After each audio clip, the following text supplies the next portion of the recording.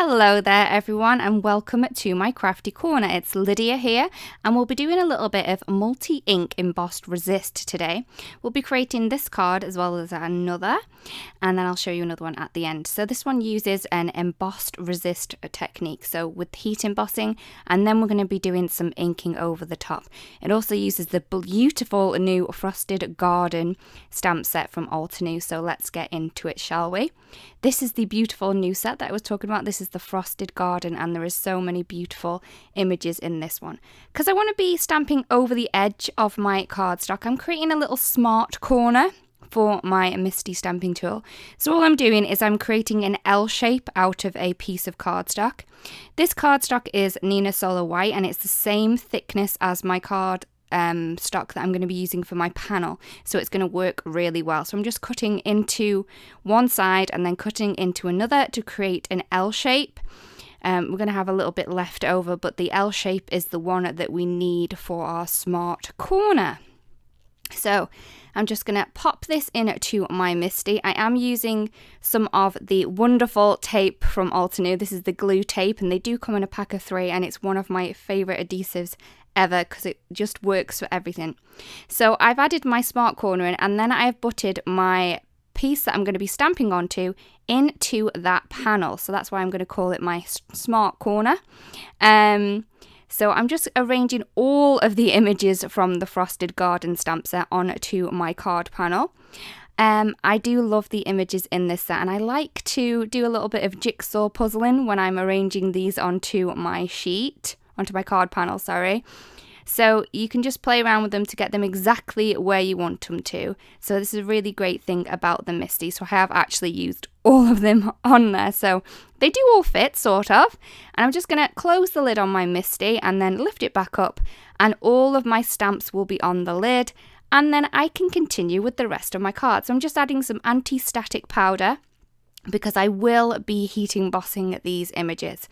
I'm using the wonderful new embossing ink from Altenew. I must say this is really, really good. It's a really good embossing ink, and I only had to ink my images up once with this because it's really that sticky, so it's good to go.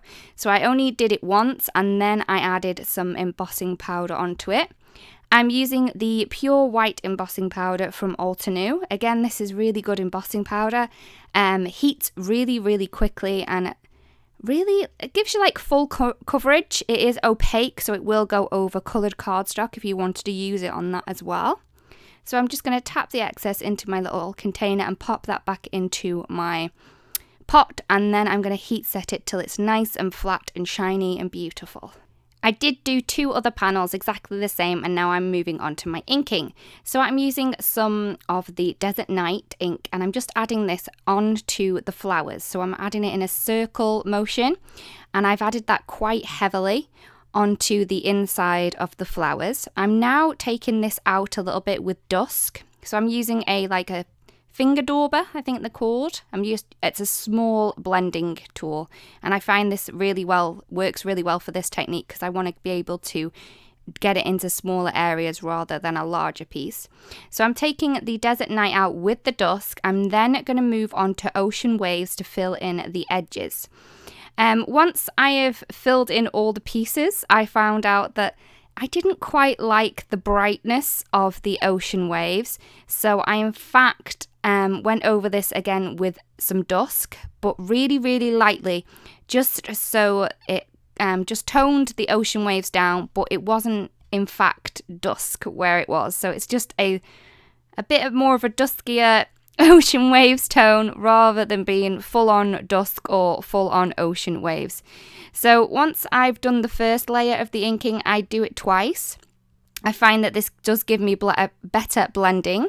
So I'm adding the Desert Night first, then this is me with the Dusk again, and you can see that it's giving me a much better blend with the second layer than it does with the first.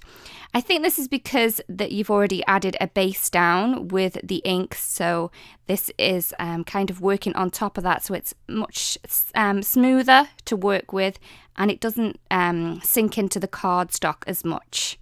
Okay, so as you can see, I have gone over the ocean waves with a little bit of the dusk, and it's took that blue down somewhat, and I'm happier with this.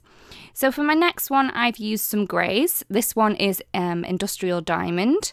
So this is from the Cool Greys, and I am in love with this grey.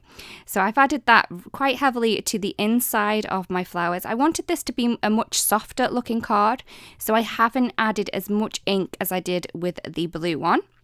So this is the Silverstone, so I'm taking the Industrial Diamond out a little. But again, I'm only doing this very, very lightly. With the other blue card that we've just done, I added the ink really, really hard with my finger door, but with this one, I'm doing it really lightly because I want the limestone that I'm using now to just blend straight into the white cardstock. I do not want to cover this whole piece. I kind of want an ethereal, I hope that's the word, look to this one. So it's a bit more mystical than the darker one that we have just done. So I've added this in, and I'm happier with this one. This one has to be my favourite of the three. I did do a third panel using parrot, bamboo, olive and moss. So this one happens to be my favourite of the three even. So to finish off, I've just added a strip of grey card behind the sentiment strip. This is going to help the sentiment that I've popped on it just lift off the card somewhat. So I've embossed the sentiment onto a piece of vellum, and then I've popped that over the strip.